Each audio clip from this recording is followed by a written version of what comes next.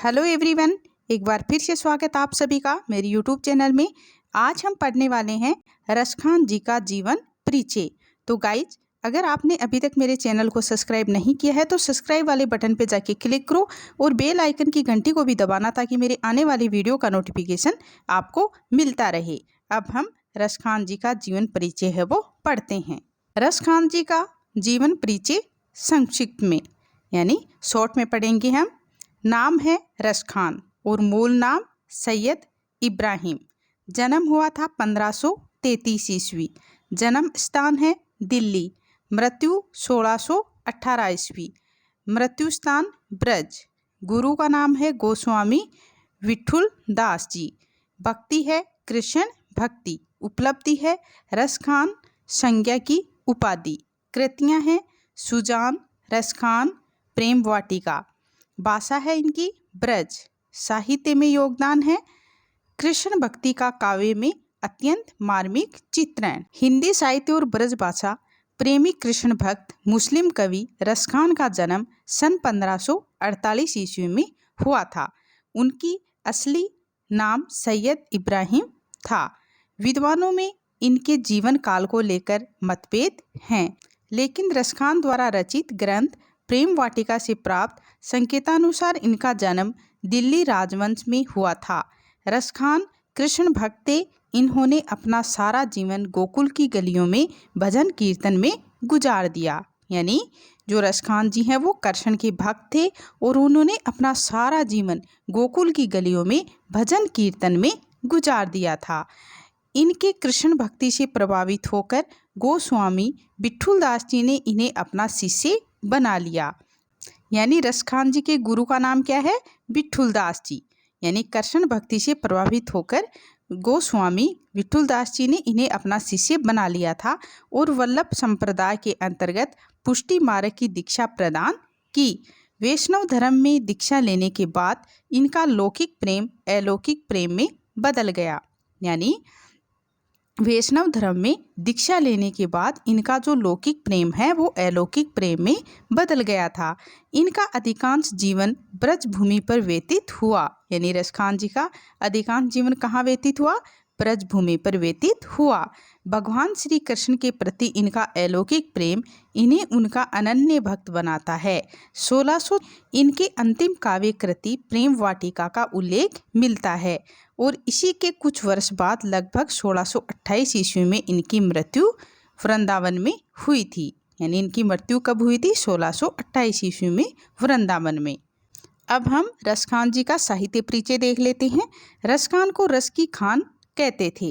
अरबी और फारसी भाषा में अच्छी पकड़ होने के कारण इनकी अधिकतर रचनाएं इन्हीं भाषा में मिलती हैं।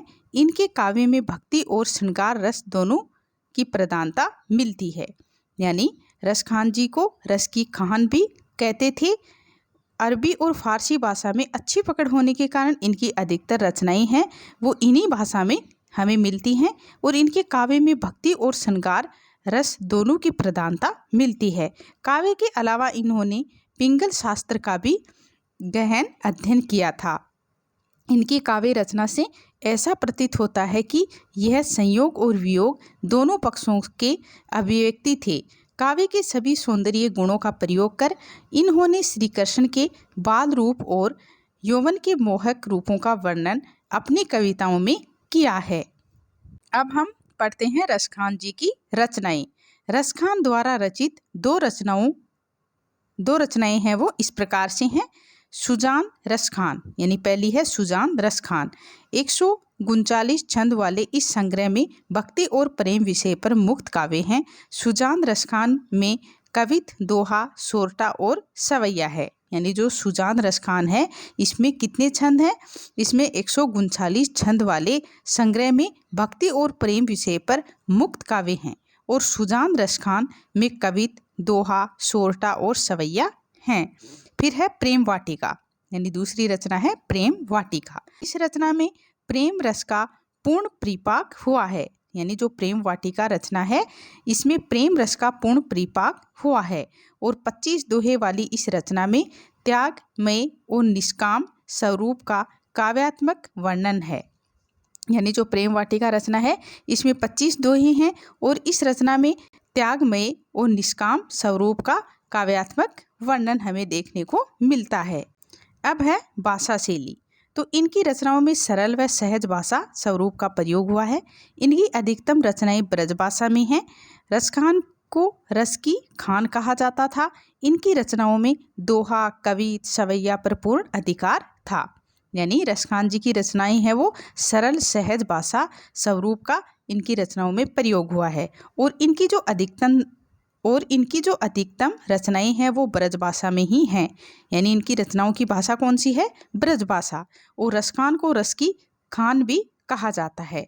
और इनकी रचनाओं में दोहा, कवित, सवैया पर पूर्ण अधिकार था। अब है साहित्य में स्थान। कृष्ण भक्त कवियों में रसखान का महत्वपूर्ण स्थान रहा है। इनकी भक्ति हृदय की मुक्ति साधना है। डॉक्टर विजेंद्र स्नातक इनके बारे में लिखते हैं। यानी डॉक्टर विजेंद्र स्नातक इनके बारे में क्या लिखते हैं, चलो देखते हैं कि इनकी भक्ति हृदय की मुक्त साधना है और श्रृंगार वर्णन भावुक हृदय की उन्मुक्त अभिव्यक्ति है। इनके काव्य इनके स्वच्छंद मन के सहज उद्धार हैं।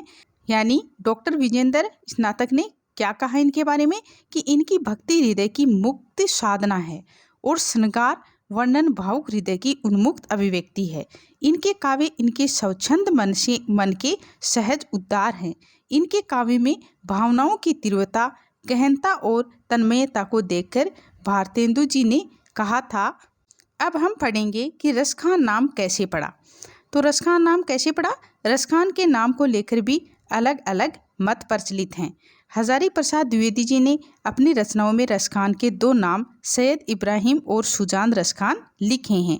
कुछ लोगों का यह भी मानना है कि उन्होंने अपनी रचनाओं में उपयोग करने के लिए अपना नाम रसखान रख लिया था। राजा महाराजाओं के समय अपने क्षेत्र में विशिष्ट योगदान के कारण खां की उपाधि दी गई। रसखान की मृत्यु वर्ष 1628 में ब्रजभूमि में इनकी मृत्यु मथुरा जिले में महावन में इनकी समाधि बनाई गई। यानी रसखान की मृत्यु कहाँ हुई और कब हुई? 1628 में ब्रजभूमि में इनकी मृत्यु हुई और मथुरा जिले में महावन में इनकी समाधि है वो बनाई गई है। अब हम रसखान की शिक्षा है वो पढ़ लेते हैं। रसखान के कृष्ण भक्त कवि थे। रसखान है वो कृष्ण भक्त कवि थे। उन्होंने गोकुल में ही अपना जीवन कृष्ण के भक्ति में बिताया था। पूर्ण विराम यह कृष्ण का भजन करते हुए मथुरा में अपना सारा जीवन व्यतीत कर लिया करते थे। विद्वानों का कहना है कि रसखान के पिता जागीरदार, ऐसा कहा जाता है कि वह एक अच्छे परिवार में जन्म लिए थे, इसलिए उनकी शिक्षा भी अच्छे से हुई थी। रसखान अरबी, हिंदी, संस्कृत और फारसी भाषा के अच्छे विद्वान थे। ऐसा कहा जाता है कि वह बहुत ही अच्छे कृष्ण भक्त थे। यानी रसखान जी का जो जन्म है वो एक बहुत ही अच्छे परिवार में हुआ था। यानी इनके पिता है वो जागीरदार थे, ऐसा कहा जाता है। तो उनकी शिक्षा है वह भी अच्छे से हुई थी। और रसखान जी हैं वो अरबी, हिंदी, संस्कृत, फारसी भाषा के अच्छे विद्वान थे। ऐसा कहा जाता है कि वह बहुत ही अच्छे कृष्ण भक्त थे।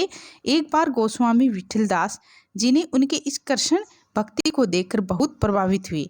यानी एक बार गोस्वामी विठलदास जी हैं वो उनके इस कृष्ण भक्ति को देखकर बहुत ही प्रभावित हुए थे और उन्होंने अपना शिष्य बनाने के लिए उनसे कहा और उन्हें अपना शिष्य बना लिया। गोस्वामी विठलदास जी रसखान को वल्लभ संप्रदाय से शिक्षा प्रदान की। रसखान ने जब वैष्णव धर्म से शिक्षा प्राप्त कर लिया तो वह कृष्ण के अनन्य भक्त बन गए और इसके बाद उसने अपना जीवन कृष्ण की भक्ति में बिता दिया। यानी जब रसखान को वल्लभ संप्रदाय की शिक्षा प्रदान की गई गोस्वामी विठलदास जी के द्वारा, तो रसखान ने जब वैष्णव धर्म से शिक्षा प्राप्त कर ली तो कृष्ण के अनन्य वो भक्त बन गई और इसके बाद उसका सारा जीवन यानी अपना जो जीवन है वो कृष्ण की भक्ति में बिता दिया। तो गाइज हमने इस प्रकार से हमारे जो कवि हैं रसखान जी उनका जीवन परिचय है वो पढ़ लिया है। और आपको मेरा ये वीडियो कैसा लगा ये कमेंट बॉक्स में लिख के ज़रूर बताएं। वीडियो को लाइक करें, चैनल को सब्सक्राइब करें। Thank you guys.